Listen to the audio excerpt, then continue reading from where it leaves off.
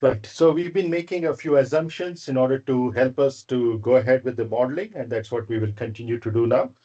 Before we venture into that, remember that in the final matrix that we got after the first six assumptions that we made all the way up to transverse isotropy, we saw that you have just six diagonal terms and three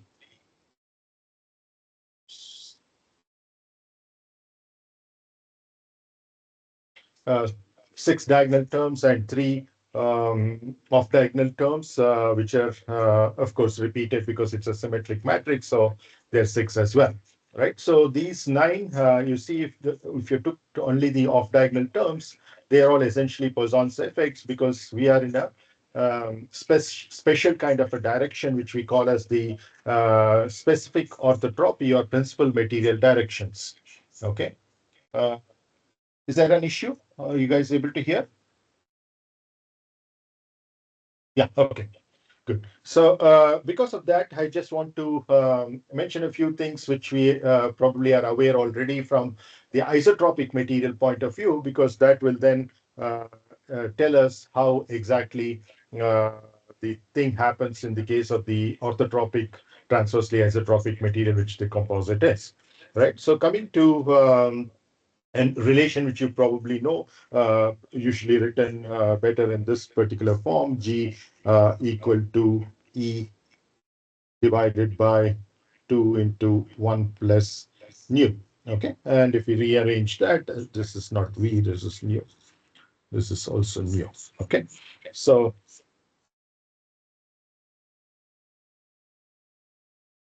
okay, so that is new. And in SI units, of course, the Young's modulus or the shear modulus is all in Newton per meter squared. And this is a term that you are very familiar with, the Young's modulus, right? And the shear modulus as well, which is equivalent stiffness in shear. Now, what we want to look at also is something probably some of you have already heard, is the bulk modulus.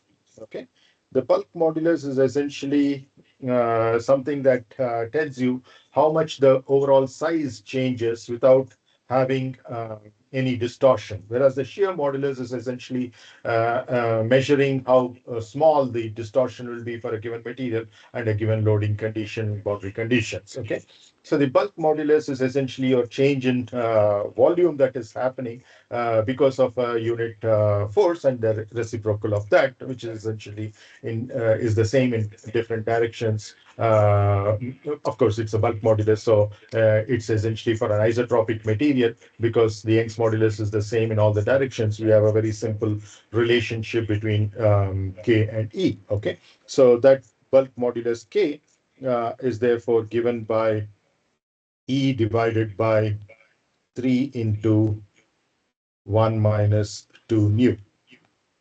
One thing is what we are left with in terms of the off-diagonal terms, even for the composite in the principal material directions, is only the Poisson's effect. So therefore, it's important for us to revisit this. But there's also another reason why I'm specifically bringing this up, because uh, today's homework, which we will see in a short while, involves this particular expression that you see on the top, that is your G is equal to 2 into 1 plus nu. Okay, so this particular relationship that you see over here is something that you might have derived or not derived, but it's a very simple and easy thing to derive. It's there in most textbooks, so you can see that. But what we will try to do is to derive the same thing in the transversely isotropic plane of the composite, which anyway, as the name itself suggests, is isotropic. So therefore, a very, very similar relationship ensues, and which ensues results in a simplicity in the overall constitutive law for the composite. So let's see what exactly are the implications of this, because it's not just about having a set of equations. One is, of course, in the isotropic material, you do not have three independent parameters like the Young's modulus, the shear modulus, and the Poisson's ratio. these three are related to each other, right? So in other words, you have only two independent, though there are three variables. And also, if you look at the bulk modulus, a fourth variable, out of these four variables, only two are independent. And you can choose which two that you want in order to make your analysis suitable for whatever you are eventually trying to get to. So that being the case, in this way, the equations that I've written in the red boxes over here uh, are such that G and K are dependents and E and nu are the independent variables. But the way it is written, any other way, you can actually solve it for any two of these variables and use the other two as the dependent variables, right? Independent variables. Now, an important point is to see some singularities that can arise with respect to the Poisson's ratio in both these equations. Because remember that the Poisson's ratio in both of these red boxed equations, the Poisson's ratio is appearing in the denominator and it's appearing in a bracketed term. In the first equation that you see for the shear modulus here, you see that if you look at this G, it's having a 1 plus nu in the denominator. So if this nu were tending in the limit towards -1, you could see that the denominator blows up and therefore you end up with a infinite shear modulus. Okay.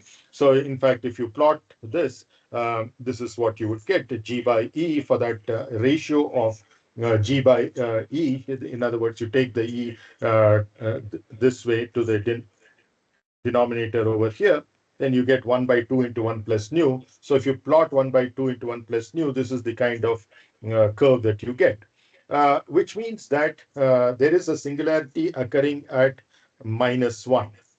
Okay, so at -1, Poisson's ratio equal to -1. So now, if that is the case, then that becomes the limit for the Poisson's ratio on the negative side. It cannot go, in fact, to that value itself, and therefore beyond that in a negative sense. Okay, so that becomes one of the limits for isotropic materials as far as Poisson's ratio is concerned. Similarly, you can take for the bulk modulus, you can take the E over here and plot K by E versus Poisson's ratio. And here you see what is there in the bracketed term is 1 minus 2 nu. So where do you think this will blow up? You can unmute and say where nu, for what value of nu this do you think will blow up, the bulk modulus?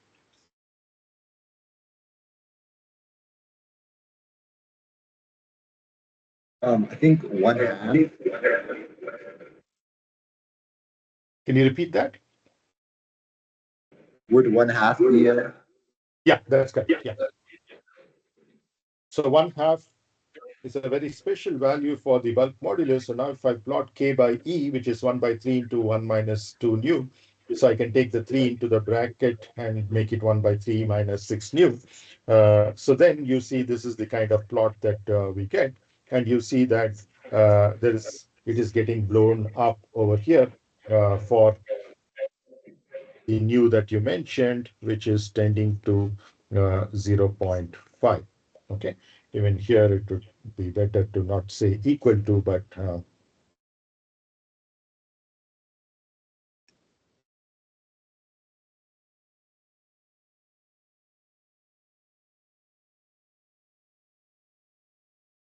rather tending to, right?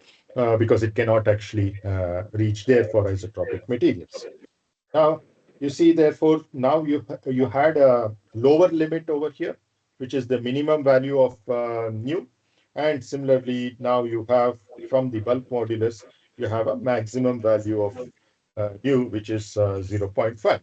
Now, this is something you should remember holds only for isotropic materials. When we go to anisotropic materials, it is possible that we can go beyond these boundaries. Can you please unmute your Nafis? Thank you. Okay, so the same thing, of course, you can do for other plots like G by K. You can play around with these things, K by G, etc. And then you will see that there are different things that are happening at different values. And see, the whole idea is geometry is all about shape and size. We've been discussing this very often. Structural analysis is all about materials and geometry in turn is about size and shape. And when you're talking about change in size, you're essentially talking about the bulk modulus. And in the limit that we saw over here, when the Poisson's ratio tends to 0.5 positive, then you end up with what is known as an incompressible material. So essentially, you're unable to compress it is or change its size. Only the shape can be changed, which of course is happening because of the shear modulus. Okay. On the other hand, when the shear modulus, sorry, the Poisson's ratio tends to -1, you see that the shear modulus blows up and you can't change the shape, but you can still change the size. And these negative value Poisson's ratios are for materials known as auxetic materials. And in fact, your TA, Prashant Kumar, for today, he works, apart from many other things, on auxetic materials as well. And so does your other TA as well, Fanindra. Part of his work is also on these auxetic materials, which are really excellent for impact energy absorption, which is one of the applications that we are very interested in aerospace engineering. Okay. So this is just to give you an idea of what it is for isotropic materials, so that when we venture into the same thing for the composite materials, you're aware of the possibilities. And if isotropic itself has such a large set of possibilities, in fact, I mentioned cork in one of the previous classes, which is used to close bottles tightly, airtight, even liquid tight.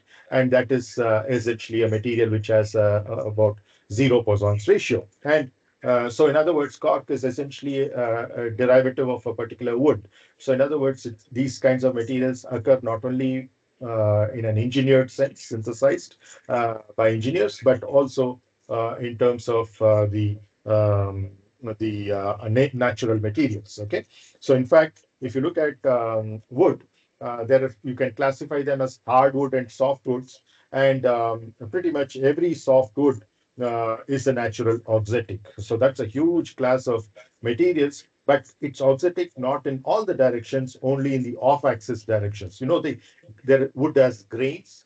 So carpentry is very, very particular about knowing the grain directions, because it's easier to work with wood in particular directions and more difficult in other directions, and therefore they're familiar with this. So in the off-axis directions, uh, almost all softwoods are natural auxetics. Okay. In fact, last year there was a nice paper by Marmia in which he showed that it can go to as low a value as -3.32.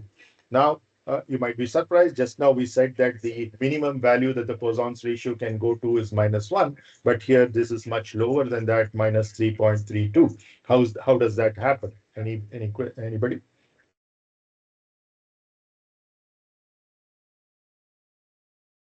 Can unmute and answer. Why do you think, even though the minimum limit is -1, here you see that it can go all the way up to -3.32 for a particular word?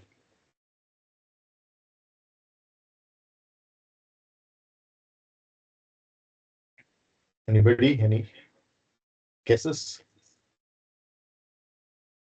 Is there something wrong with in the way that we identified the limits?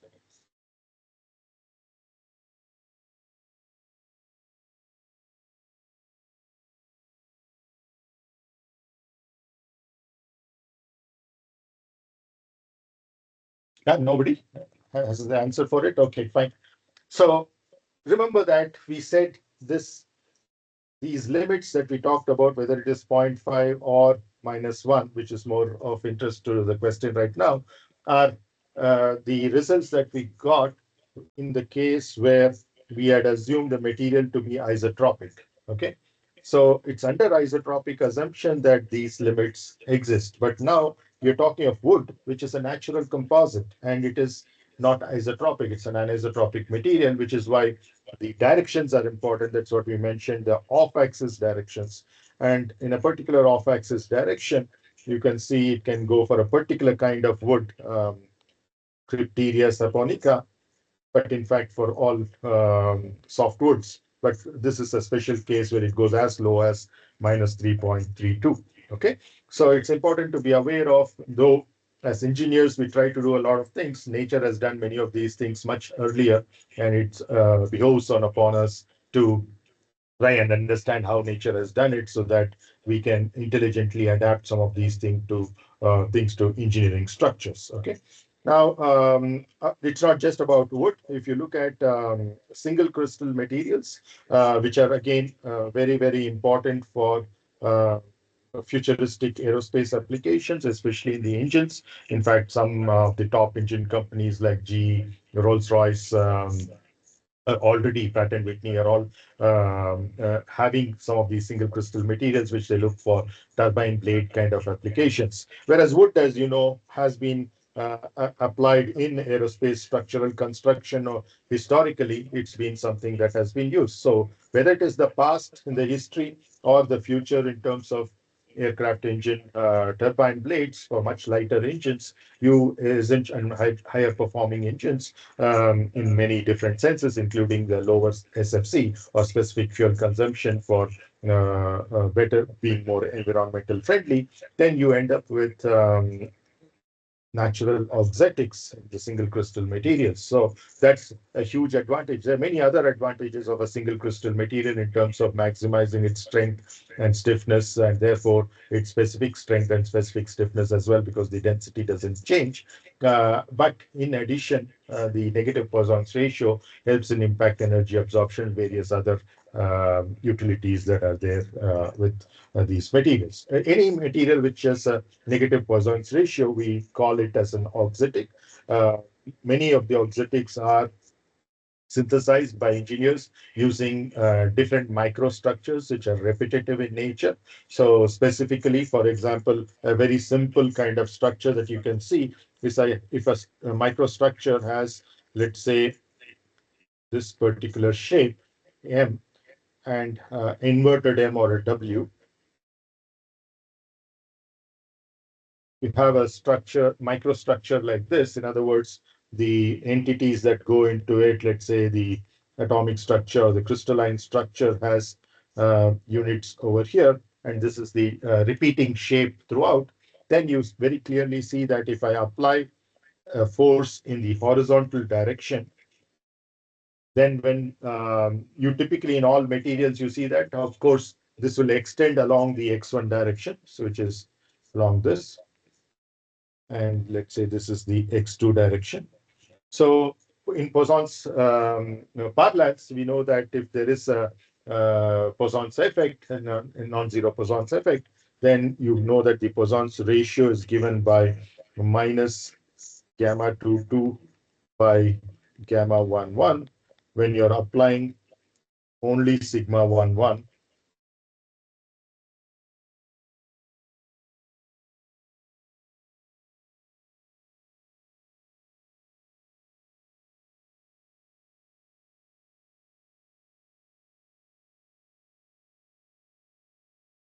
Okay, so you see that under such a condition, this is what happens, right? So we already built in a negative value because for most structural materials that we are aware of, for which we are interested in the Poisson's ratio, we wanted positive value, and therefore we put a negative sign because we know when there is a tension in one direction, you are ending up with compression in the other direction. So if I stretch this Apple pencil, then it tends to have a smaller diameter and smaller cross-sectional area, right? So that's essentially what's happening. But if you look at this particular structural geometry that I've drawn with an M on the top and a W on the bottom, you see that when I try to stretch it, it's very clear in the x1 direction I'm trying to stretch it. You see that it tends to stretch in the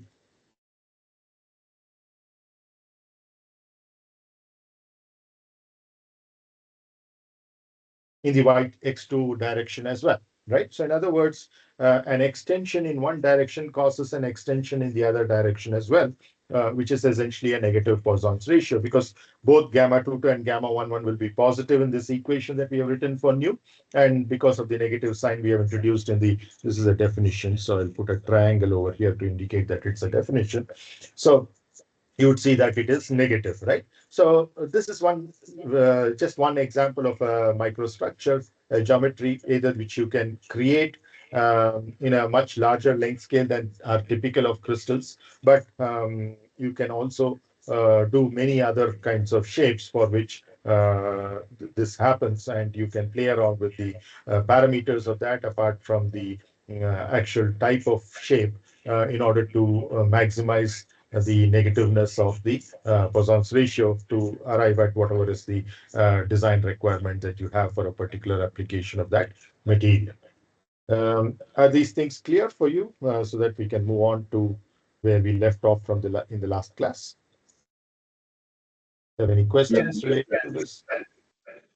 You guys are good to go? Okay.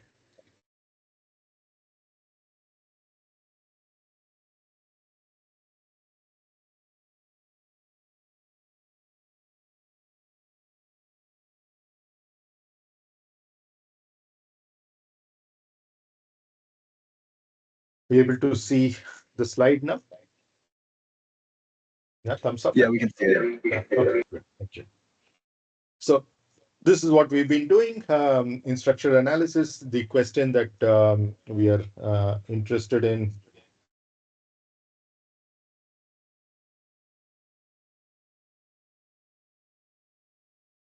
is about how, right? And that's what we said is all about modeling, in particular mathematical modeling, which means the very first step that you have to do as you go from one step to another is to introduce certain assumptions, which is what we did. But we wanted to ensure that those assumptions pass two tests, litmus tests. One is that they should be necessary. Unnecessary assumptions you don't make, because if you do, then you think that your model and your final solutions are valid for a much smaller subset of problems than what they actually are, which is what was the thing that happened with a lot of pioneers in this particular field in the initial days, when they didn't know that without making certain assumptions, you can end up with the same results. We saw examples of that. The other important thing, even more important thing, is the relevance, okay? Because we are making irrelevant assumptions, then obviously the problem doesn't, the model and the solutions do not become applicable even for the case that you set out applying this whole thing for. So now, in that kind of a scenario, we said that even though our goal is to analyze any structure made out of a composite like this, as a special case in the healthy regime, this is applicable for metals as well in a much, much more simplified form. Okay, so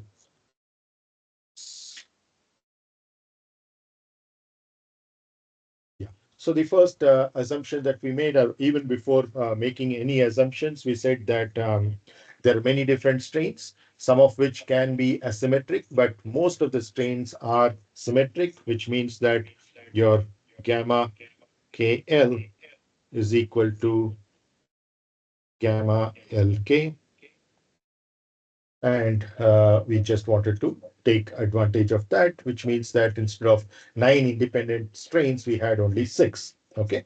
Then we introduced the very first assumption, and we said that the material is elastic, which means that your sigmas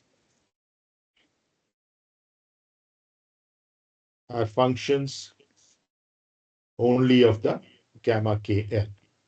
Okay. In other words, they're not function of the strain rate, they're not function of the strains in the neighborhood, which will lead to what are known as non-local theories, etc. Though those are useful and important, we're not getting there in a very preliminary course like what we are doing right now. Okay. Then we brought in the second simplification. We said its material is linear, and therefore we don't need a nonlinear function like what we started off with. We can just say our sigma ij is equal to a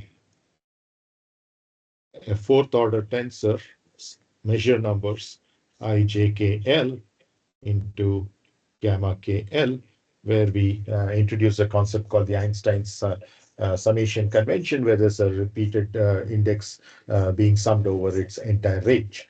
Another name for such repeated index like K and L is also dummy index. Okay, just this is something I probably didn't mention earlier. So examples of dummy index in this equation that I just wrote. So I can say indices to make it plural is are K and L. Okay. Whereas the I and J are free indices because they get fixed. Depending on what sigma ij you want to find out, they get fixed. It could be, let's say, 1, 2, for example. Then on the right hand side also, this becomes a free index, right? Whereas the repeated index KL that you see over here are the dummy indices, okay? So just keep that in mind, okay? Now we say that sigma and gamma follow all the typical rules that second order tensors will follow. E will follow all the rules that a fourth order tensor will follow. Okay. Now, because we already said that the kind of strains that we are going to use are those which are symmetric like this. Therefore, there are only 6 independent strain components, whereas there are still 9 stresses. And therefore, at this stage of material linearity, we had 9 into 6 equals 54 constants, independent constants, EIJKL, that we needed to know. Of course, there are 81, but the rest, which are 27, can be determined once these 54 are known. Okay, independent ones are known. So that's material linearity for you, just as a revision. And then we came up with the third assumption. And we said that we are using a color code over here. Whenever we use green fonts, it is acceptable, something that is valid, both following, which essentially passes the two litmus tests that we have of necessity and relevance of these assumptions, which we talked about over here, necessary and relevant. And therefore, it's in green, right? Now, same is the case with no body moments, because typically you're not using body moment distribution kind of materials in a particular field, like, for example, magnetic materials in a magnetic field, in which case we saw that the shear stresses, which are complementary, are not equal to each other, and therefore the stress matrix is not symmetric. So now, if this is the case, no body moments, which is the case with most structural materials, we saw that even the stresses come down from 9 to 6 as far as the independent ones are concerned at a given point in space and at a given instant in time. So now that it is 6, now for this case, it becomes now 6 into 6, 6 stresses, 6 strains, both of which are in set of independent ones. And therefore, we came up to 36 constants EIJKL, which are independent, which need to be determined. Next, we went on to make this fourth assumption, which is the existence of the strain energy density. And once in fact, even before that, we utilized the fact that there are only six sigmas and six gamma KLs, which are independent. And therefore, you use the void notation.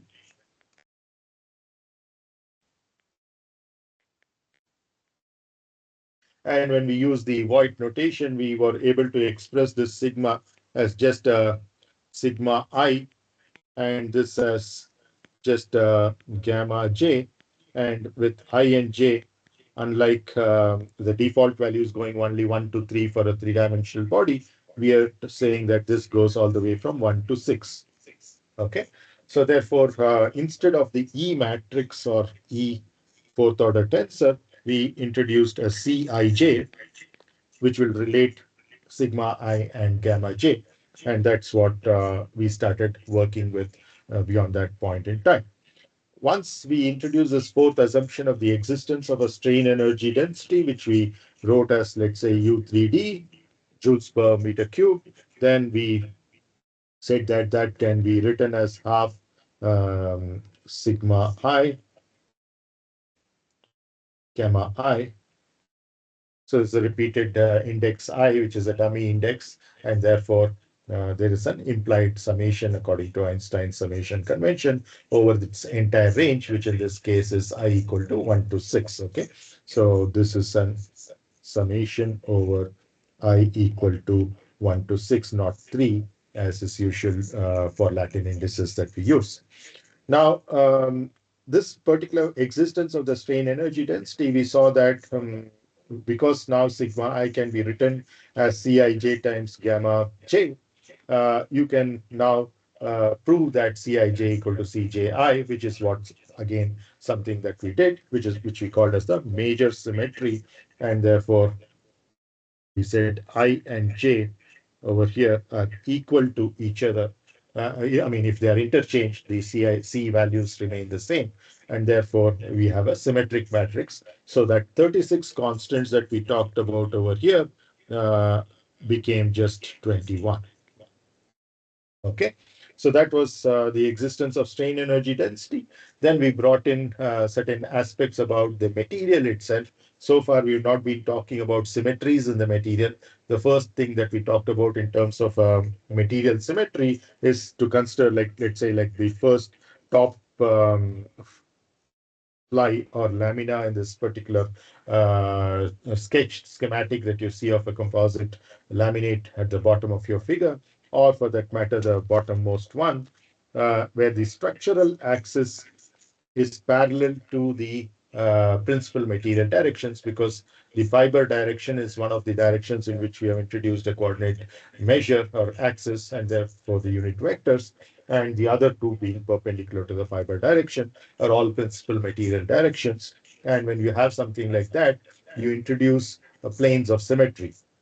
If there's only one plane of symmetry, we call such a material as monoclinic. But if we have more than one plane of symmetry, then we go to what is known as a biclinic or triclinic. And the triclinic is essentially what is an orthotropic material, especially orthotropic material.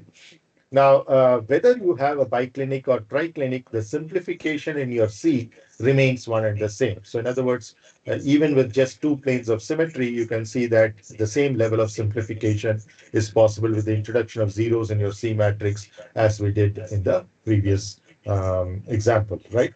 Or in the previous class. So that's orthotropy for you. And finally, we brought in transverse isotropy, which we said that is in the plane which is perpendicular to the fiber direction. So if this Apple pencil shows the direction of the fibers in this particular structure or layer of the composite, and it's all parallel to the x1 axis, then you see that if I take a plane which is x2, x3 plane, and that x2, x2, x3 plane that you see over here is something that has isotropy within it. It doesn't have a preference for any particular direction within that plane. So however you choose x2 and x3, as long as they are perpendicular to each other, you end up with a dextral triad. And the properties along both x2 and x3 remain the same, irrespective of how much you rotate x2, x3 by about the x1 axis. Okay, so this was as far as transverse isotropy is concerned. So now, are there any questions or doubts up to this point? So we can try to simplify our C matrix. Otherwise, we can go ahead. Yeah. Okay. I guess everything is fine. Let's move back to.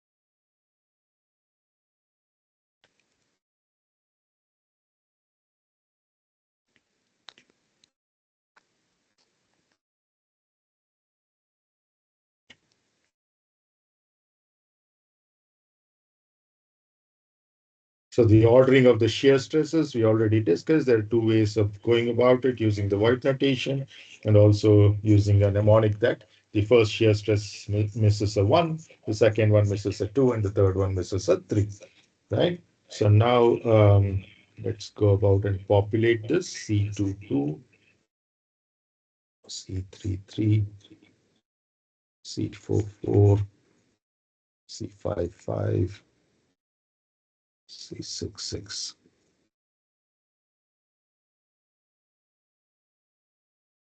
And you have the corresponding strains, gamma 11, gamma 22, and gamma 33, which are the normal strains. Right? creating extension or contractions, and the others are the shear strains creating distortions.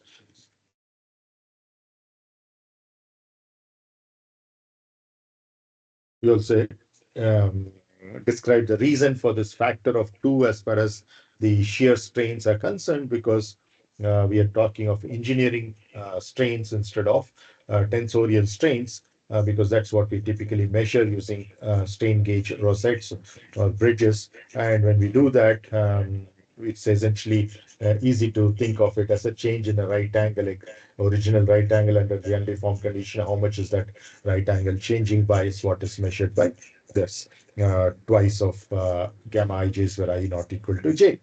Now, half of that, of course, is the tensorial shear strain, and which is what will be more amenable to a lot of these tensorial manipulations that one might be familiar with.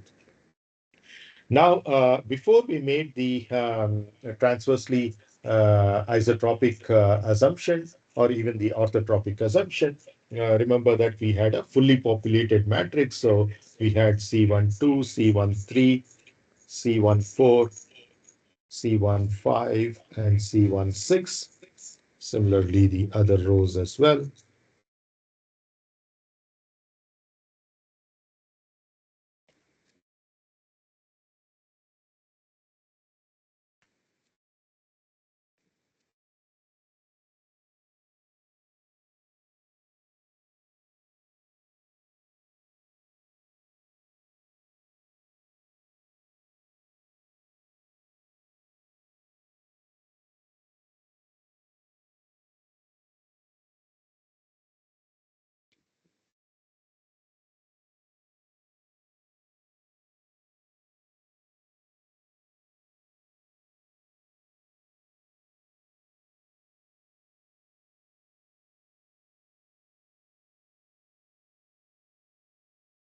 Okay.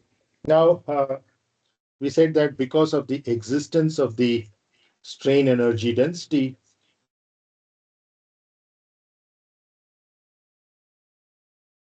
we got this to be symmetric. So instead of 36, we have 21 because 6 diagonal and 15 off diagonal terms which are independent, and therefore 21 is what we had.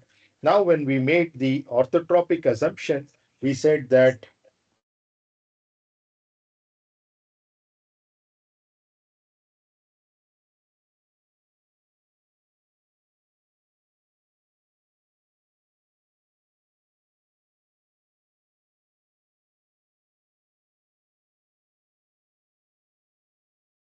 so these went to zero. Okay. So if things were not very clear at that point in time, essentially what we were saying was we introduced this rotation matrix. If you're rotating by an angle theta1 about the x1 axis, theta2 about the x2 axis, and theta3 about the x3 axis, the new x2 and x3, which appear after the first few two rotations, then you have a rotation matrix like this, okay? Which is a 3 by 3 matrix, which involves the cosines of theta1, theta2, and theta3. Okay, you might be familiar with something like this from the dynamics course AE2220 that you would have taken in the previous year. So this is a 3 by 3 matrix that you have. And this 3 by 3 matrix, in the special case when you're dealing with planes of symmetry, is because the rotation that you're interested in is either on one direction of the plane of symmetry or the other direction, which are opposite to each other, and therefore there is a rotation by 180 degrees. Okay, so if that is the case, then if it's a rotation about let's say the x1 axis of the, in other words, x2, x3 is the plane of symmetry, then you would get the R for that, which is, let's call it R1, is going to be given by a minus 1, 1, 1, 0, 0 symmetric. Okay, so very similar to the identity matrix, just that one of the values has gone to minus 1 because it's a rotation of the x2, x3 plane. Okay, I mean it's a plane. X2, x3 is a plane of symmetry, and therefore you're saying that either direction of it, that is positive x1 or negative x1, should give you the same set of properties. So similarly, if you have R2, you would see that that is given by 1 minus 1, 1, 0, 0, 0, symmetric, and finally R3, which is not actually necessary because, as I said, a biclinic material has the same set of simplicity in the C matrix as a triclinic, and therefore, even though in reality you have especially orthotropic materials or materials which are orthotropic in the special direction of the principal material directions, uh, are triclinic, we don't need to take the third plane of symmetry actually into picture because with just two planes of symmetry, we achieve the same level of simplification. So only R1 and R2 are actually necessary. Okay. So maybe I will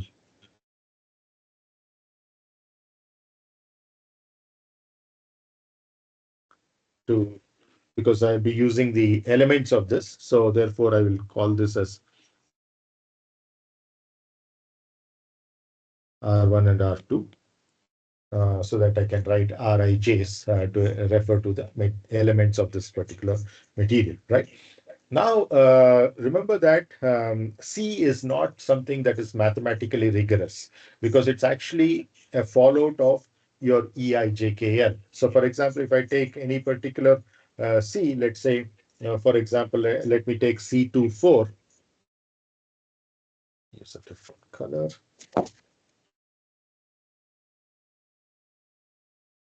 So, suppose I take C24.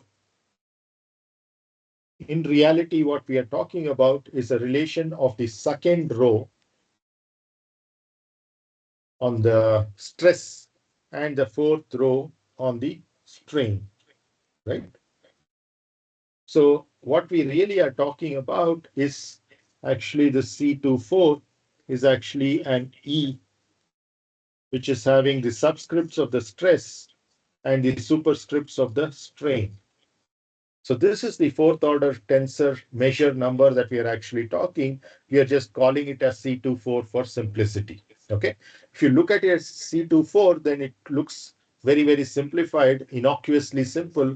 And look, we think it's a second order tensor and we apply second order transformations, then it doesn't work. Because in reality, it is a fourth order tensor. This is what it really is, right? So that's something that we have to keep in mind, and therefore the transformation with R also needs to be done with your E rather than with your C. Okay, so we go back to our E and we want the new E that is there after a rotation to be given by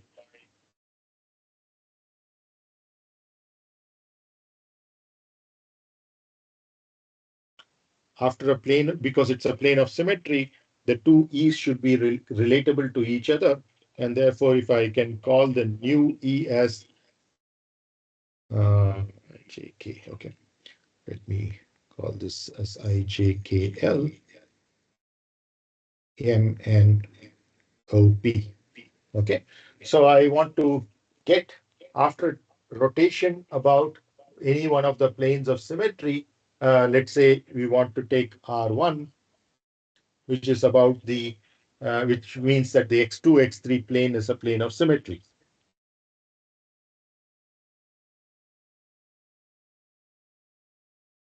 Whereas in this case, it is x1, x3 plane.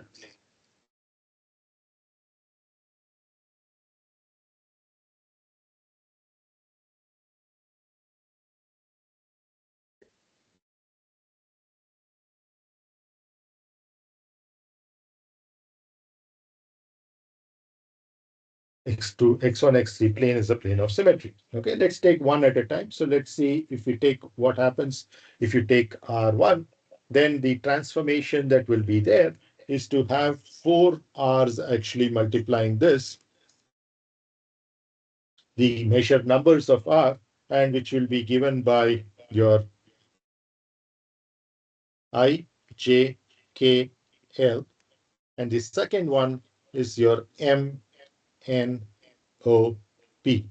Because these are the E's that we are relating, I, J, K, L. So you see that the I, J is coming from here. The K and L are coming from here. Oops.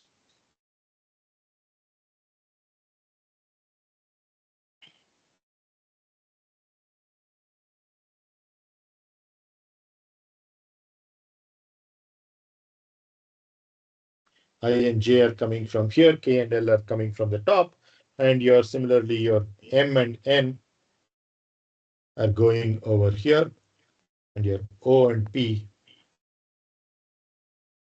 are going over here. So it's very easy to remember. Okay, so this is an initial notation in which we are looking at this whole thing. But if you're looking at it, let's say in the form of a tensorial operation, it becomes a little more complex. So we'll not get over there. But in terms of writing, it makes it much more compact, which is why the tensorial notations are so very useful. So this is the initial notation that we are talking about, very familiar with from rows and columns of matrices, which are marked as subscripts for your R. Similarly, you're extending that concept for a four-dimensional matrix, which you can't visualize, but that's what EIJKL or EMNOP are. Okay. Now, when you do that, that's when you end up with what I had shown with the black triangle over here, that once you complete both R1 and R2, or any two of them amongst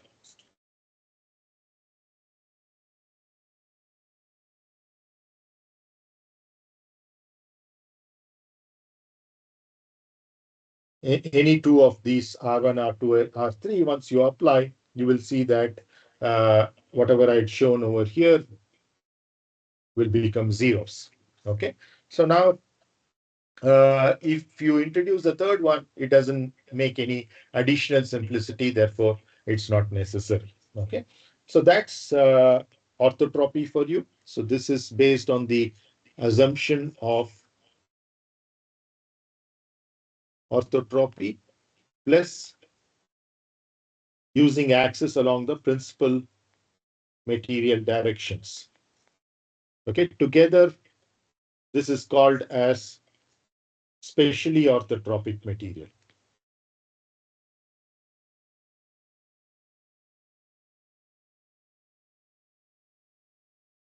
So it's orthotropic like any other orthotropic material, except that the coordinate system that we have introduced is such that one of the directions is parallel to the fiber, and therefore the other two directions are perpendicular to the fiber.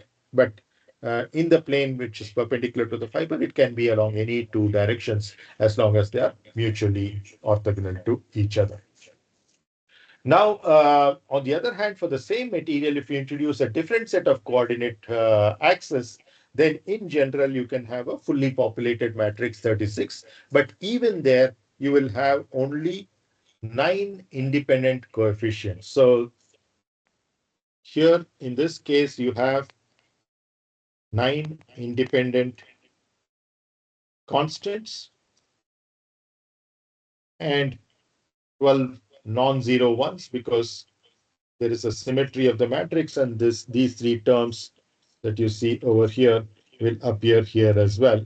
And therefore, 9 plus 3 is what you will have as a total of 12 non-zero for the specially orthotropic material. But on the other hand, any other coordinate system for the same material will make it generally orthotropic material.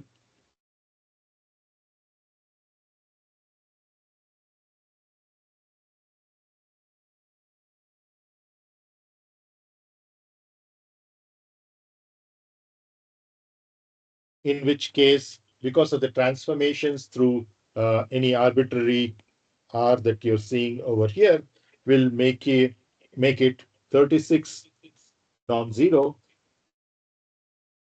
However, it will continue to have the same number of independent constants as over here.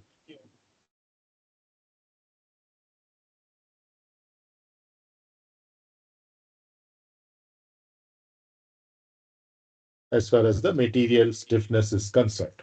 And same thing holds for its inverse as well.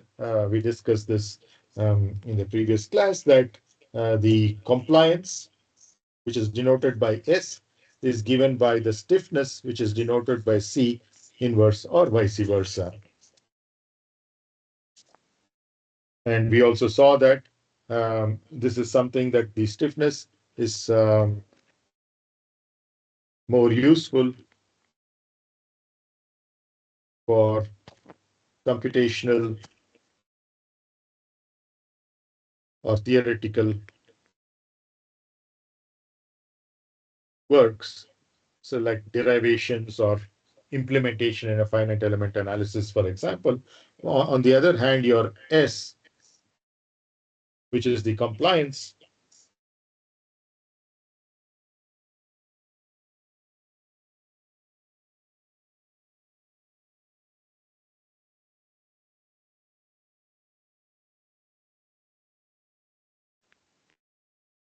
is more natural in experimental determination of the engineering constants, which we discussed in the previous class, right? So now, of course, they're derivable from each other.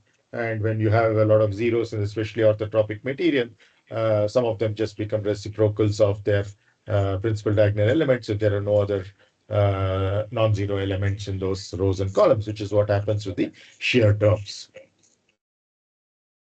Okay, so now we have completed the stress strain relationship, which is the constitutive law for after having made all of these assumptions up to orthotropy.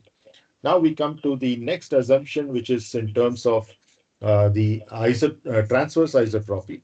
So when we come to transverse isotropy, already from orthotropy, we had the simplified form, which is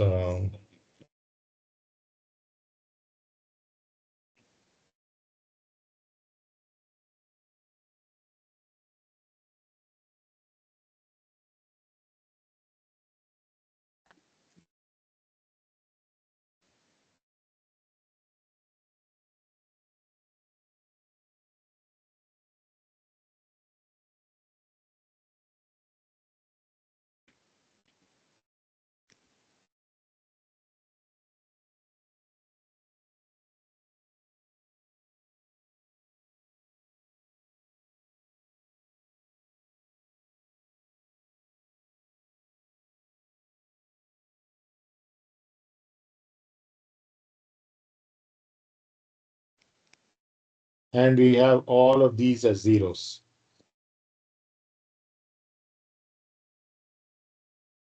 which involves a 3 by 3 matrix and another triangular element consisting of three more elements. So these are all zeros. Okay. And this is, of course, symmetric. And here it multiplies the corresponding strains, the normal,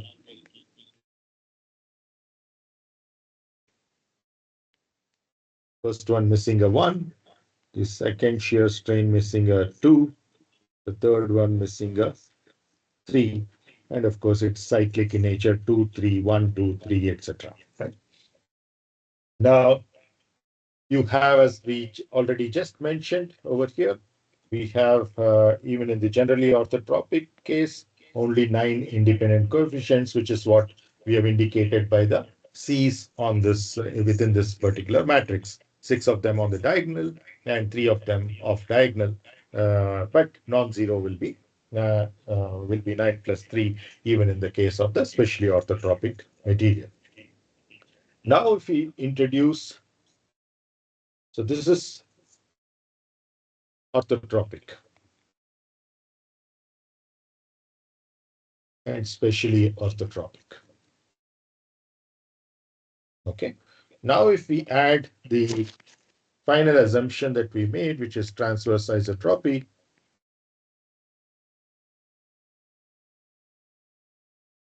remember that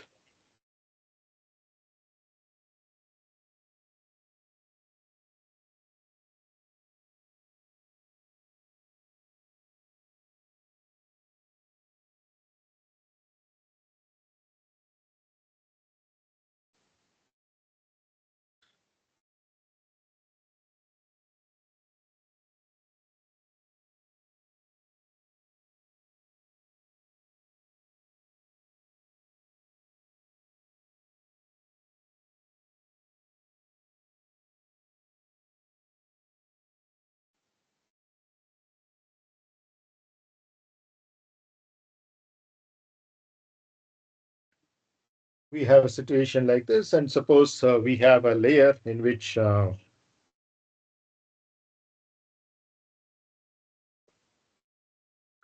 fibers are all parallel to the x1 direction.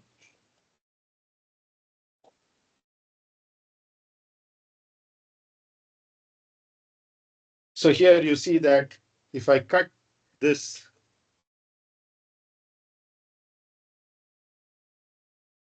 anywhere using a plane, that is your x2, x3 plane. That becomes your plane of transverse isotropy. So if I were to draw that plane over here, it would have fibers which are running through it. So in other words, it's perpendicular to that fiber direction or the length of the fiber. Okay. So now this is the plane of transverse isotropy.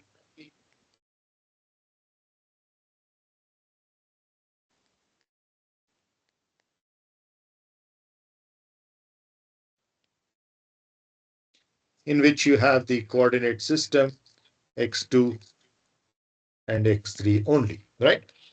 Now, therefore, we said that both x2 and x3 being perpendicular to the fiber direction will have the similar properties, and therefore, whereas x1 we can call it as the longitudinal direction and therefore also denote it as xl. Here we denote this as xt to refer to a transverse direction. And any other direction in this plane is also a transverse direction, but just to distinguish from x2, we will call that x3 as xt prime. Okay, so in other words, 2 and 3 are interchangeable. You see, both 2 and 3 are transverse directions, which is why we are calling them both by t and distinguishing them with the prime. But the properties are the same in both the directions. So which means that in this matrix also, I can interchange 2 and 3. So if I interchange 2 and 3, the value of the material property should not change. Okay. So you see the first example of such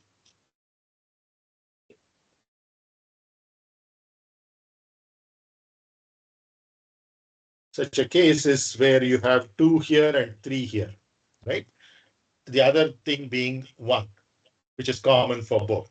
Okay. So since 2 and 3 are interchangeable, I can say that C12 and C13 are equal to each other because of transverse isotropy. So this is the first simplification or fallout of transverse isotropy. The next thing is if you're looking at these two, C22 and C33, I can interchange 2 and 3, and therefore this becomes another equation that I can work with to simplify this problem. So I have, instead of 9 independent coefficients that I started off with, after the first equation, it became 9 to 8, and now it has become from 9, it has come down to 7. Okay. The next thing, which may not be very clear or obvious to you because we are introducing this void notation and C is running all the way up to 6 instead of 1 to 3, are these two quantities C55 and C66. If you look at what C55 really is, it's actually E, the fourth order tensor, whose subscript should be same as the one that is relating to the corresponding stress, which in this case is tau 31, right? So the subscript should be 31 over here. And the superscript should be what is the strain that it is relating to, which you see over here, which is also 31. Okay. So it's essentially E3131. Similarly, if you look at C66, which is the stress that it is relating, let me use squares over here to distinguish that. It's 1, 2, right?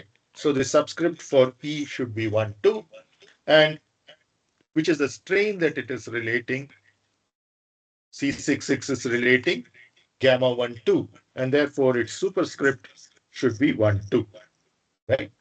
And we already said because of the minor symmetries, it doesn't matter whether you write 1, 2 or 2, 1. So this can also be written as E2121, right?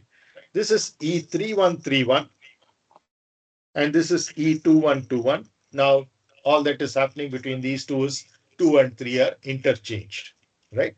And therefore, you can see that your C55 is equal to C66. So that's the third equation that we have, which brings down the number of independent coefficients from 9 to 9 minus 3, which is 6. Okay. Now, final thing is what your homework is all about. And that homework is about a particular relation, again resulting from the same transverse isotropy, where I want you to prove that your C44 is equal to C22 minus C23 divided by 2. So this is all that you have to do.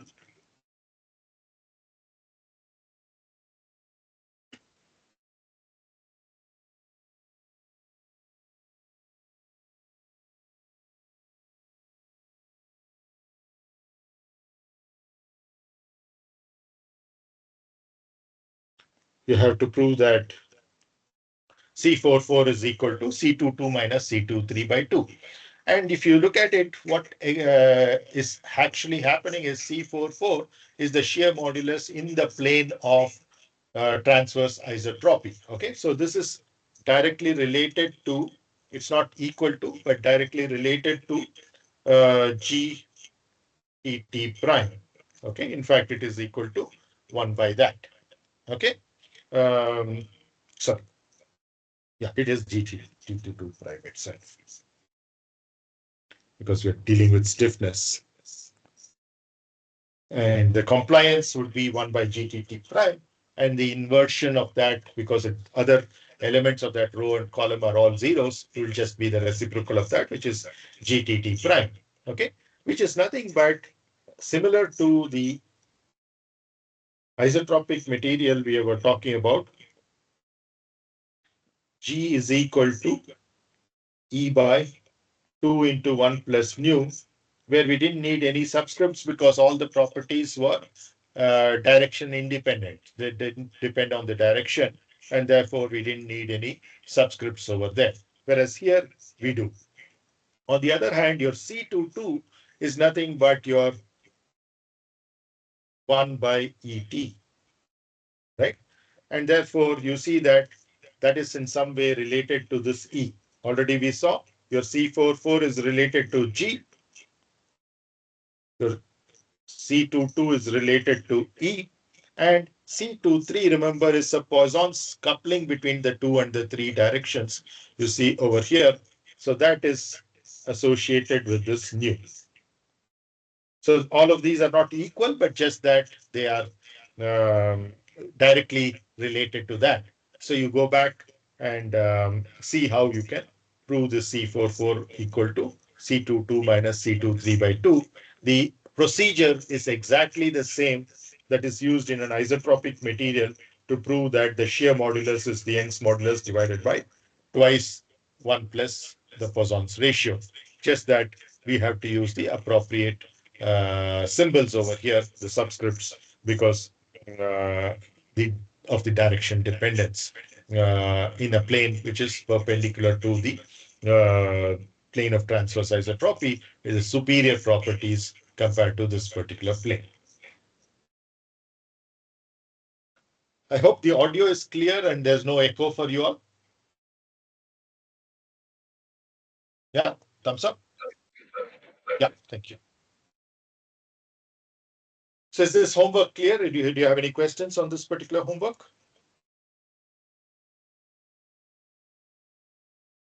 Okay, let's go.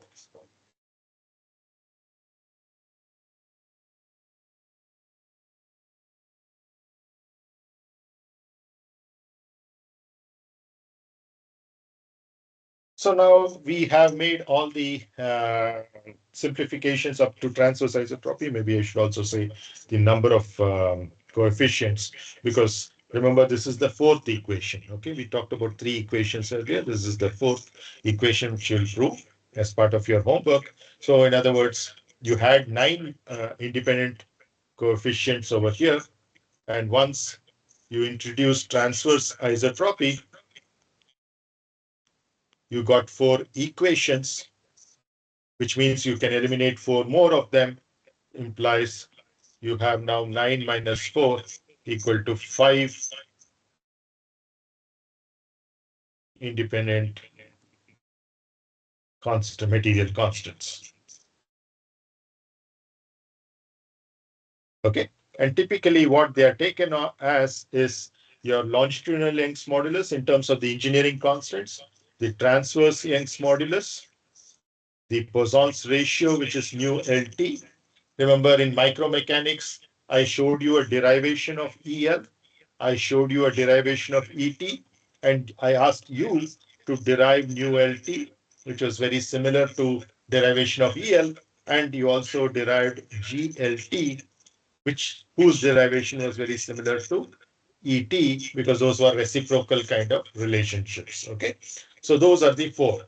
Now we have the fifth one in the transverse plane of isotropy, which you can take as GTT prime. Okay, which is the shear modulus in that particular plane. Alternatively, you can take or nu TT prime, because anyway, you will see that those two are related by this particular equation C44 minus C equal to C22 minus C23 by 2 that you see, which you're going to prove, or which is equivalently G, E, and nu are related to each other. We already have an ET.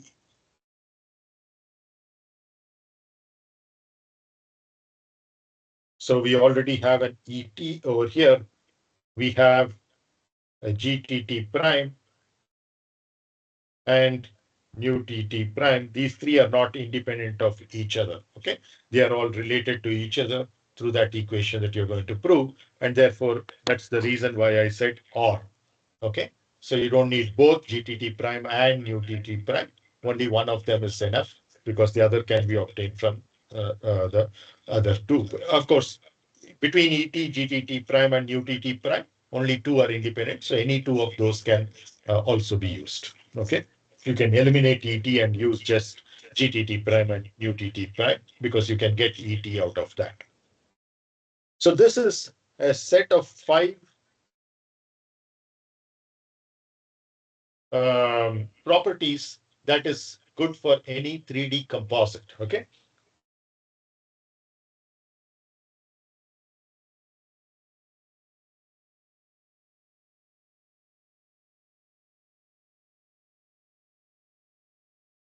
In the case of the specially orthotropic composite, you have having the directions of the axis, structural axis, coinciding with the principal material directions, and therefore you can use it as it is, and with a lot of zeros in the C matrix.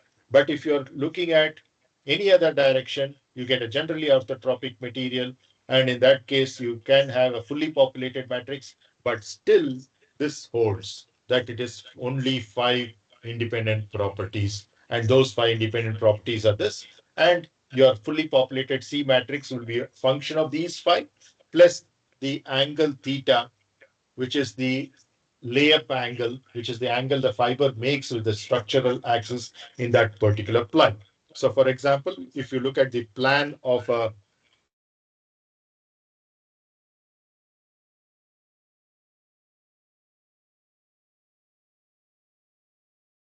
particular ply or lamina, then you could have the fibers running neither parallel to the length nor the breadth. And if the length direction, you call it as x1, and you call the breadth direction as x2, then you see that the fibers are making an angle theta with x1 axis, okay, taken as positive counterclockwise, okay.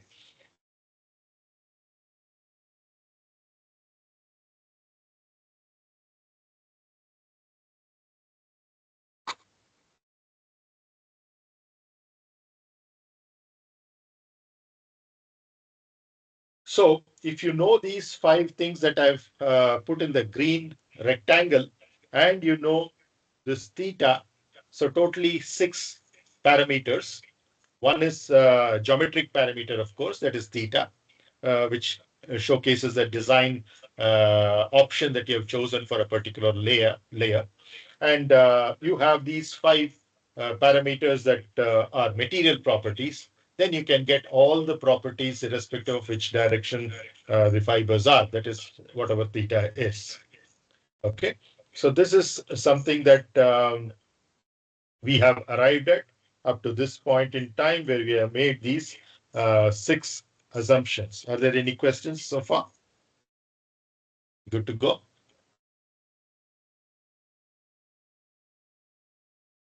Thumbs up.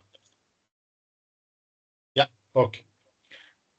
So now we go on to things that are a little more dicey. Okay. So far you see all green fonts. At the most, you got to an yellow font over here, which we said that most materials are linear materials, but there could be a few which you're taking beyond the proportionality limit. And therefore, as long as it's within yield, it will still be elastic, but you have to consider certain nonlinearity. But most metals and composites, the way they are utilized in the aerospace structure is such that you will not have that kind of an issue, and you will see that you can use the second assumption as well. So these 6 are all good to go, which is why we have used the green font for them. Um,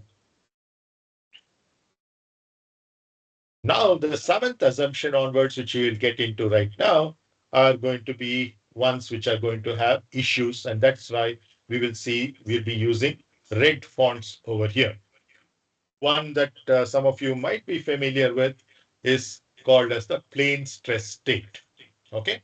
The plane stress state, from the name itself, you can make out that the stress is all within a plane. So you take the particular plane and you say all the stresses are within the plane.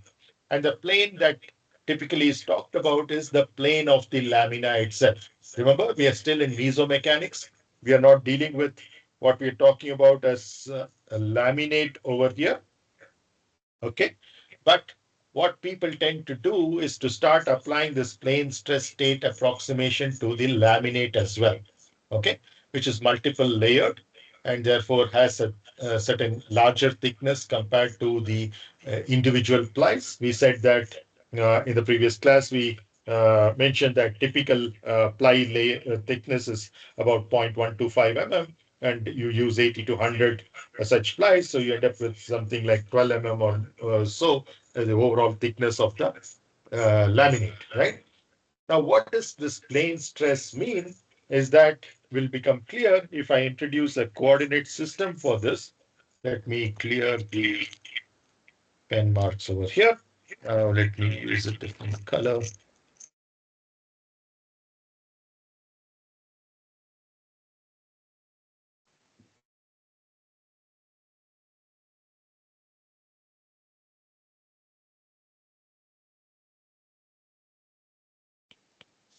X1 along the length,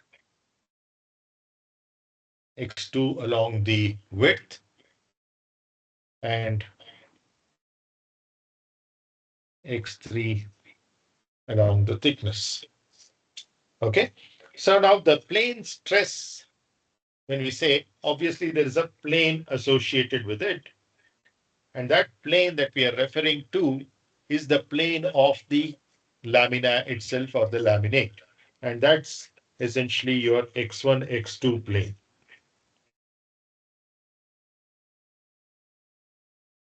So we are saying that all the stresses that are there, which are non-zero, will be only within that plane. So in other words, they should all have subscripts of 1 or 2 or both, right? So in other words, which are those? You have sigma 1, 1, sigma 2, 2, and tau 1, 2, right? So these are the only 3 stresses out of 6 that we have, which are independent, which are having subscripts which are either 1 or 2 or both, right? So that leaves out 3 of them, which are sigma 3, 3, because it has 2 3s in it, tau 13, which has 213 in it, and tau 23. So we are saying that in a plane stress state, all of these are zeros. This is what the plane stress state approximation tells us. So first we started with 9 measured numbers in the stress. Then we said there are no body moment distributions, and therefore the shear stress is complementary. Therefore, only 3 of them are independent, and therefore we came up with the 6 independent stress measures. And now we are saying that 3 of them are zeros, and therefore we need to deal with only these 3, which is sigma 11, 22, and 12, which together I will call as sigma alpha beta. Because remember, as I already mentioned, our convention is that whenever we use Greek subscripts, they run only in the range 1 to 2. It becomes a two-dimensional problem that we are dealing with. In other words, we are heading towards going from a 3D model towards a 2D model, which is a plate or a shell model, depending upon whether there is no curvature or there is an initial curvature. So now, similarly, these 3 stresses together I can call as sigma I3, because I is a Latin index, and all Latin indices, as we said, have as a default a range of 1, 2, 3. Okay. So now we have 2 sets of stresses. Already we said that the off-diagonal terms, there are only 3 independent because of symmetry of the matrix. So there are 3 off-diagonal terms, 3 diagonal terms. But now the mix that we are having, the bifurcation that we are having is not between diagonal and off-diagonal terms, because there are diagonal and off-diagonal terms in both these sets. For example, this is a normal stress, which we call as, maybe let me just go to this and have more space. Let's make more space for this. So now we are talking of a sigma I3, which we are taking as 0 in the case of the plane stress state. Okay. And we are taking, in general, your sigma alpha beta is not equal to 0, is allowed to be non-zero, but it's possible in a special case in the plane stress state, 1 or 2 of them also go to 0, leaving only the third one, right? But the requirement is that all of your sigma I3s should go to 0. And in sigma I3s, we saw that there is a sigma 3, which we call as the transverse normal stress. Whereas the other 2, which are also having a 3 subscript, namely tau 13 and tau 23, are also transverse because they are having a third direction, but they are not normal, they are shear stresses.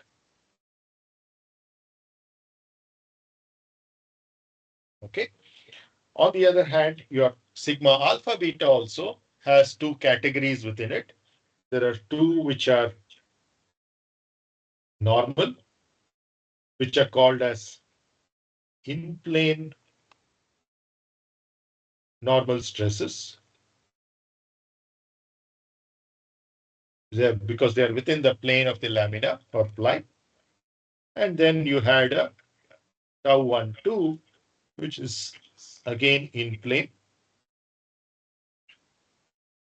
but a shear stress. Okay, so these are the 4 categories that I would like you to remember.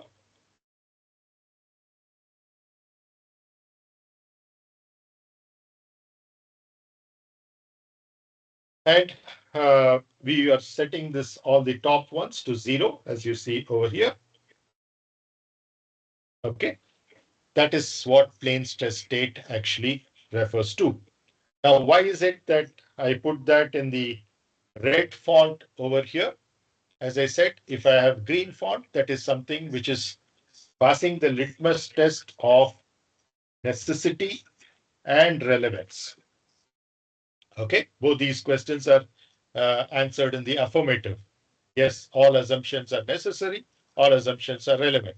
But now, with the seventh assumption, this is a situation that we're going to, that these two are not,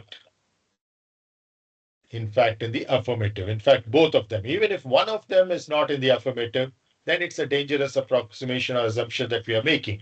But here, it's neither necessary nor is it relevant. We will see, first of all, why it is irrelevant, because unnecessary is something that we can go with a more rigorous model and show that without making this assumption, we can get really good results. So almost as simple as the ones which are made with this. Therefore, it's not necessary. So let's keep that aside. Why is it not relevant? So that's what we will try to take a look at now. Now we see that the kind of structure that we are dealing with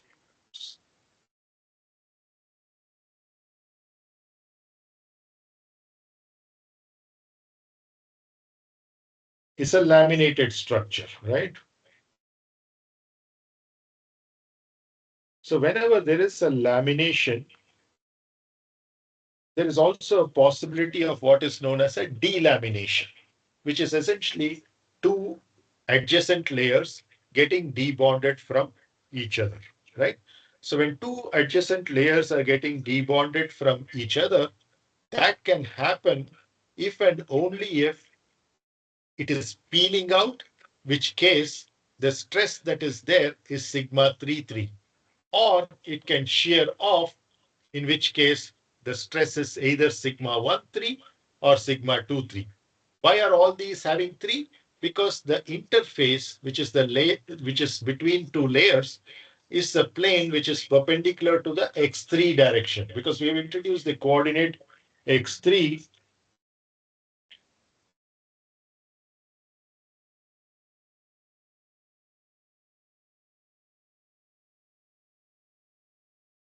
along the thickness direction. Therefore, any of these interfaces, let's take this interface for example.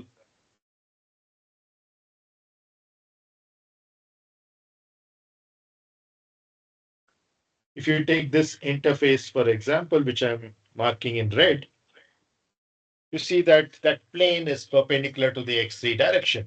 So if those two layers, the topmost layer and the middle layer, were to break apart, not entirely, but a part of it, either at the edge, which we call as an edge delamination, or somewhere in between, which is not even visible, which is called as a interior delamination. So either you can have an edge delamination or an interior delamination, and both of these could be quite dangerous. Okay.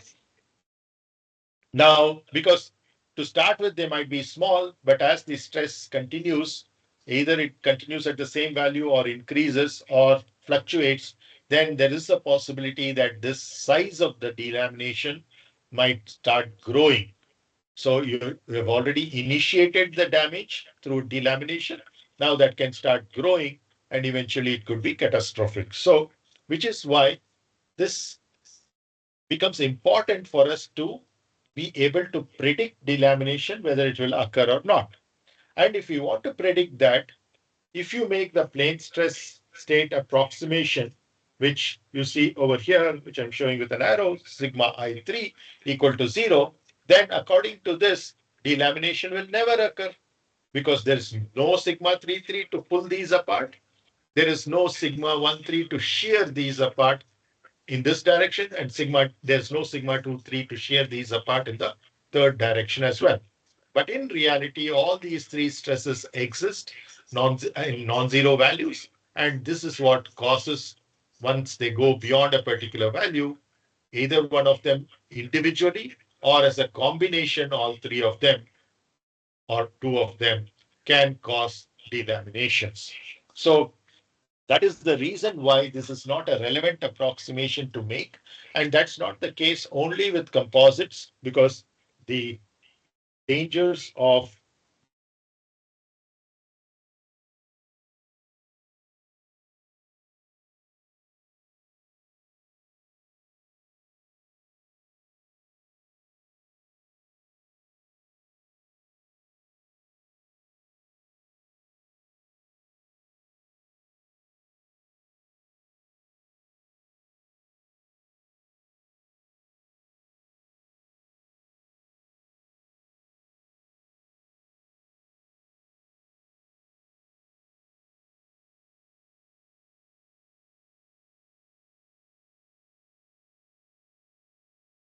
okay, so that is, of course, an issue predominantly with composites. But even if you look at a bimetallic strip, once again, there's a bonding between two metals, and that bonding can give up. So that debonding is also something very similar to what we're talking about over here. Okay, and in let's say if you have, for impact purposes, most of the glasses that are there in windshields, etc., of the aircraft are not a single layered glass, but a laminated glass. So they're not fiber glasses. In other words, they might not be composite, but they are even a bulk glass. But when put in multiple layers, essentially has a possibility of failing at the interface between the layers, which is also a delamination. So it's not something peculiar to composites alone. You can see that in bimetallic strips or any multimetallic strips, or you can also see it in laminated glass, for example. So that is one issue. But there are other issues as well. The second issue is that boundary conditions are violated. And these are both, in the case of the flight vehicle structure, pressure boundary conditions and shear boundary conditions. Why? Because you can think of this as, let's say, a wing. Okay. If this is a wing, then you see this is the chord direction, and this is the span, right?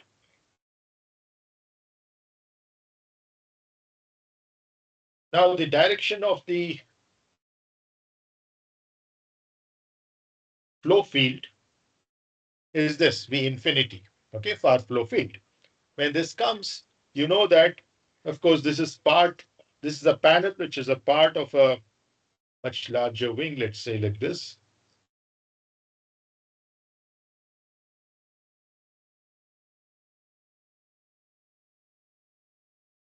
So we are talking of a panel taken out of this. You know, there is a transverse rib on this end. There is another rib on this end, transverse rib. In the case of a fuselage, of course, these would be bulkheads. Okay.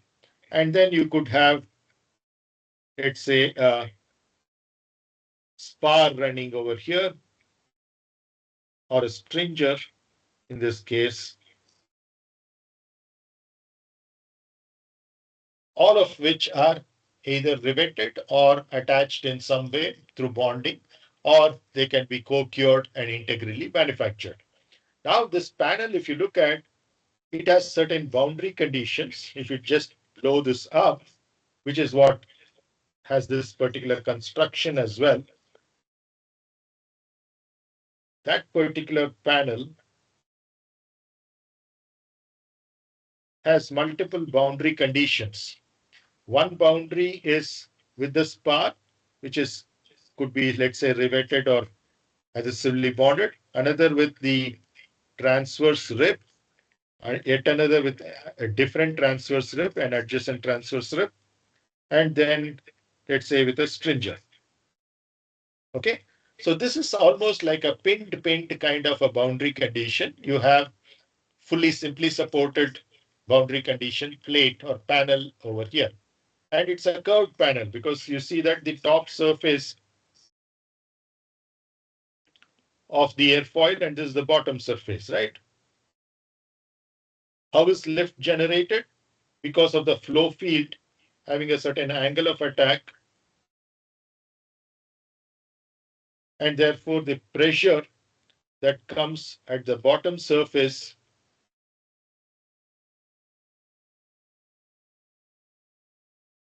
is larger compared to that pressure that comes on the top surface. When you have a situation like that, the net force is upwards, and that's how this happens. So therefore, this particular panel is also experiencing a certain pressure that is coming on the top. Now, if you look back at the coordinate system that we introduced, it is x1 in one direction, x2 in the other direction, and x3, which is along the thickness of this particular panel. Now, if you look at the direction of the pressure, it is essentially creating a stress. First of all, it's acting on the surface to which x3 is the normal or b3 is the normal, and therefore the first subscript of the stress should be 3, and it is acting in the x3 direction, in the negative, of course, and therefore it is sigma 33. And that is the same sigma 33 in a plane stress problem that we have said is going to go to 0.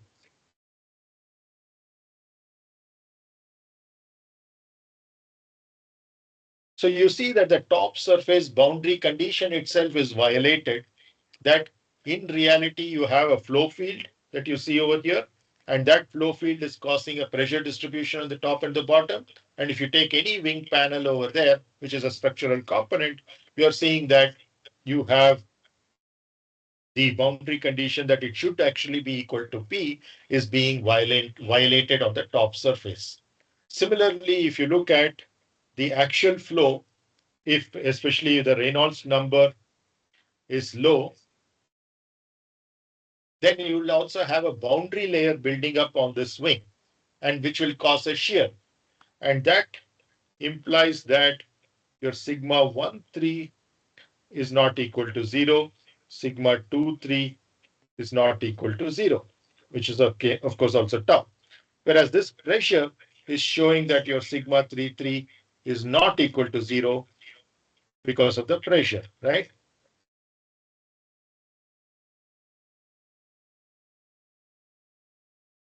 This is the boundary layer shear, which is causing these to be non-zero.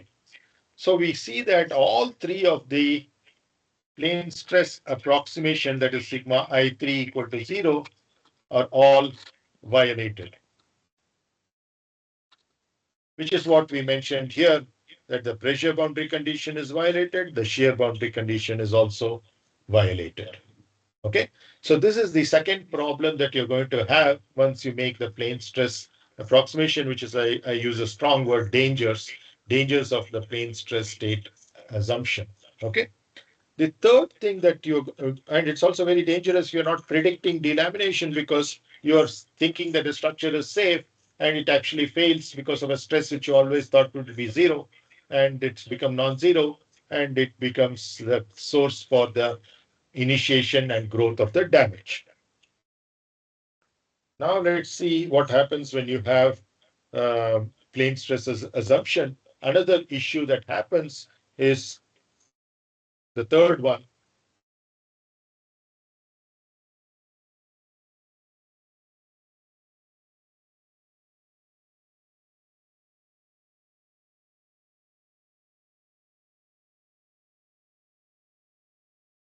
Just like boundary conditions are violated, the compatibility conditions are also violated. Any of you have heard about compatibility in your deformable bodies course? Compatibility equations? Yeah.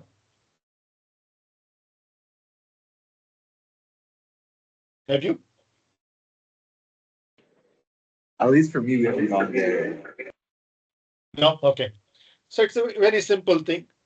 What it is that you have 6 sigma ij's, right? That is 1, 1, 2, 2, 3, 3, 2, 3, 3, 1, 1, 2. So there are a total of 6 sigma ij's, right? And all of these are defined in terms of just three displacement measure numbers.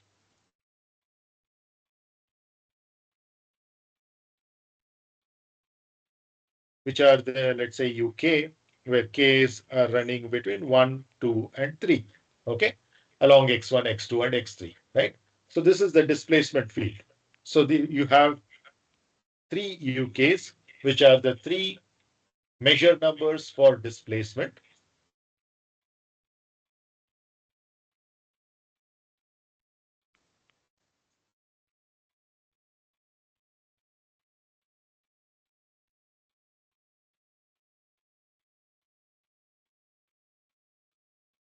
Which are resulting in 6 measure numbers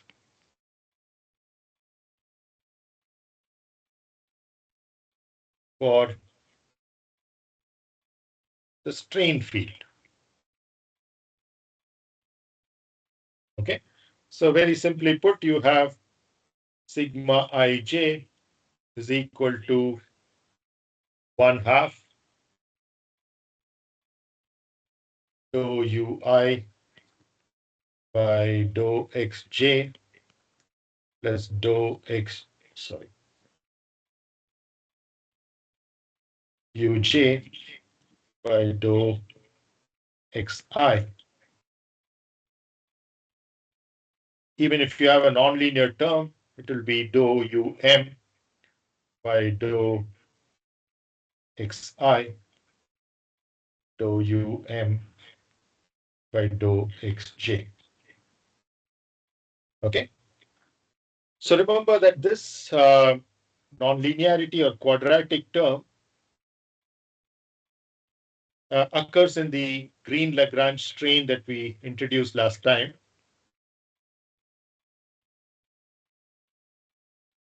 And this is because it's quadratic implies it's a nonlinear model.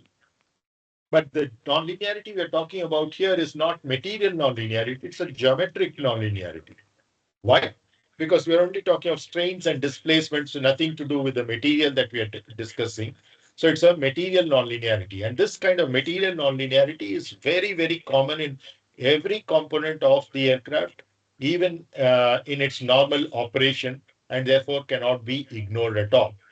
But even if you ignore that, you see that only the first two terms are there. Now, just to show that this is very similar to what you already know, if you take the example of a normal strain 1-1, all that you're having is half in the linear portion, dou u1 by dou x1 plus dou u1 by dou x1. So it's the same term which is repeating, uh, which is a non-linearized version of that. And the 2 will cancel with the half, and that's equal to just dou u1 by dou x1, which I can write for short as just u1 comma 1. Okay. So now, on the other hand, if I instead of 1 which is a normal, this is an example of normal strain. Instead of that, now let me take an example of a shear strain, in which case the two subscripts should be different from each other. Let's say 1, 2. So then what you have is gamma 1, 2. So approximately, if you take the linearized model, you will have I and j here and j and I. So just interchanging dou u1 by dou x2 plus dou u2 by dou x1, right? So, or I can write it in a simplified notation as u1 comma 2 plus u2 comma 1, where the commas represent a derivative, partial derivative with respect to the x subscript, the number which follows. So now you see that this is very familiar. This u1 comma 1 or 1/2 u1 comma 2 plus u2 comma 1 are very familiar definitions for normal and shear strains that you already are aware of. Just that you will have a very simple additional term over here. And this is consistent with the green Lagrange strain that we defined as A transpose A by 2 minus I, all of which are dyadics.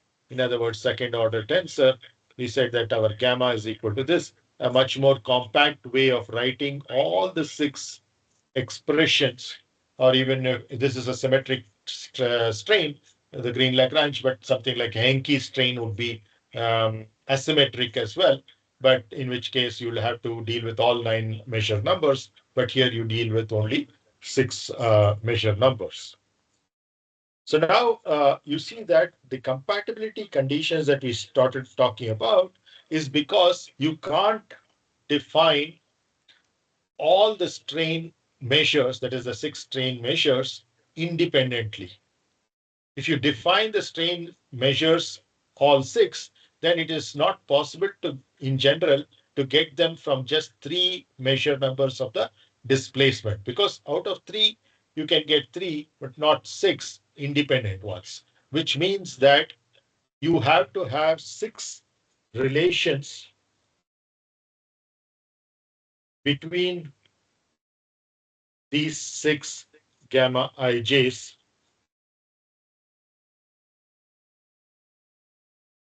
that we showed in this bracket. So all these 6 cannot be independent of each other. Certain derivatives of some of them will have to be related to something else. So those are called as the compatibility conditions. So now what we are saying is that the plane stress approximation, if you get strains through that, those strains will violate the compatibility boundary condition. So this is the third danger that exists because of the introduction of the plane stress approximation. So the first one was you can't deal with delaminations, either in bimetallics or laminated glass or even in composites. The second one is that the typical boundary conditions that are there in a flow field, like the pressure and the shear, they cannot be handled because they are violated. And finally, the compatibility conditions are violated as well. So just remember this, that this is a red signal, and which is why we have shown that this is not an appropriate assumption to make for most problems. But most textbooks and most researchers also continue to make this. So we will see what are the dangers which ensue out of it. So we will make a few more such dangerous assumptions just to showcase what is done by most people.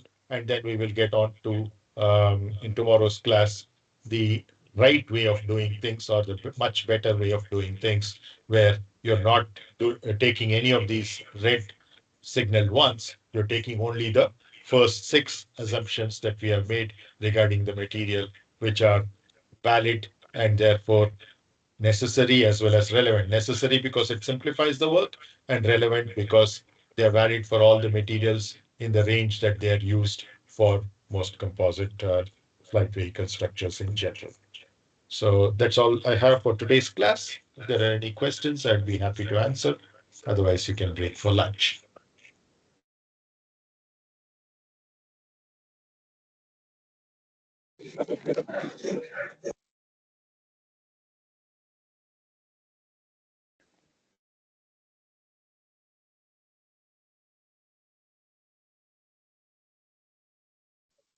I have a question about the homework. Okay. Yes, Nafis. Should I stop sharing my screen? Now better.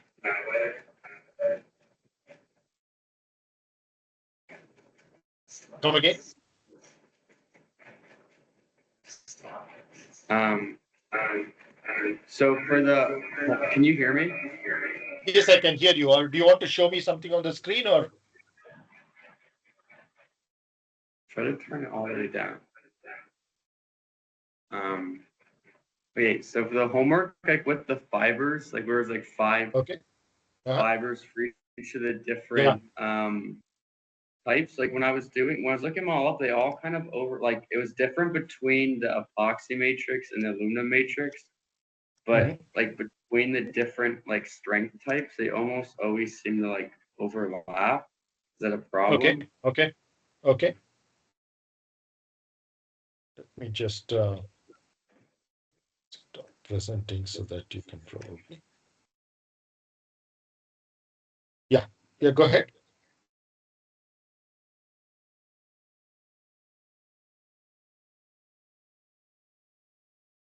So like if we were looking at like just say like the epoxy matrix fibers and like the five for like the I don't have the put like the five for each of the different categories. Like when I was looking them up, like by and large, like almost all of them overlapped like between each group or like a certain type of fiber like would work in like every single case. Mhm. Yeah, but we're looking at the highest performing ones, right? But like, can we use like a particular fiber like in each of the different categories? Like there's like the buckling strength, like each like so like for example, like one of them was like the Kevlar fiber, which seemed to work Are across you all sharing of your those. screen Like with that me? if we Because I'm like not use it seeing multiple the screen times. that you're sharing. Well, I didn't hear the audio on.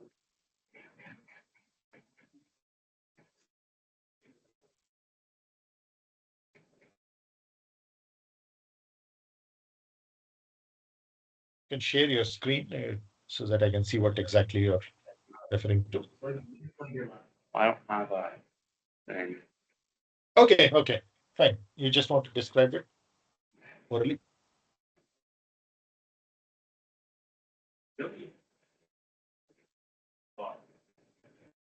But he wants to share my.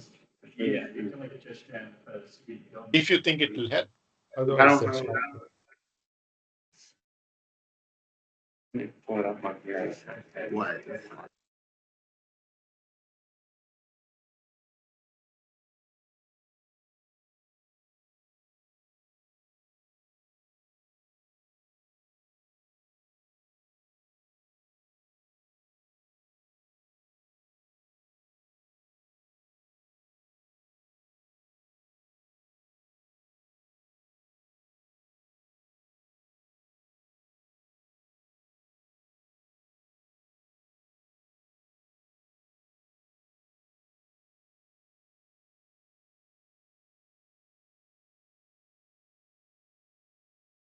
Yeah, I can see it now.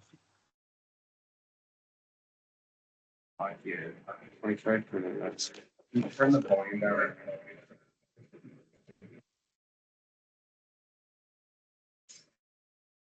So like for each of these, like there's like strength design, stiffness design, buckling design. Yeah. Like between most of them, like each one would like for example, like some of these changed a little bit, but like the Kevlar fiber and this basalt fiber like seem to work across strength, stiffness, and buckling design. Is that to be expected? No. I'm trying. This is very generic. Carbon, E-class, aramid, etc. There are like hundreds and hundreds of such fibers from each manufacturer. I want you to be much more specific, like the properties that we gave, for example, like T300, etc., which I talked about, and also some really high strength and high modulus fibers that I specifically listed out last time, because there's a huge range for carbon fibers, similarly for E-glass or for aramid and for basalt. And I wouldn't even expect E-glass to come in this because S-glass has much superior performance to E-glass, and because looking at the ones which are the best for each of these three design criteria, and therefore I want you to look at very, very specific ones and name each one of them and what are their properties, which should be much, much more than the properties that I gave you in my slides in the class notes, which which were the best about 20 years ago. What we are looking at is the current state of the art today. So in 2 decades, a lot has changed in the composites industry. Okay, that makes more sense now. That clarifies that. Thank you. Okay, great. Any other questions? No, I think that's all for us. All right, thank you. I'll see you live tomorrow in person. Thanks, Prashant. Please, some of you take Prashant for lunch, so you can have lunch and leave.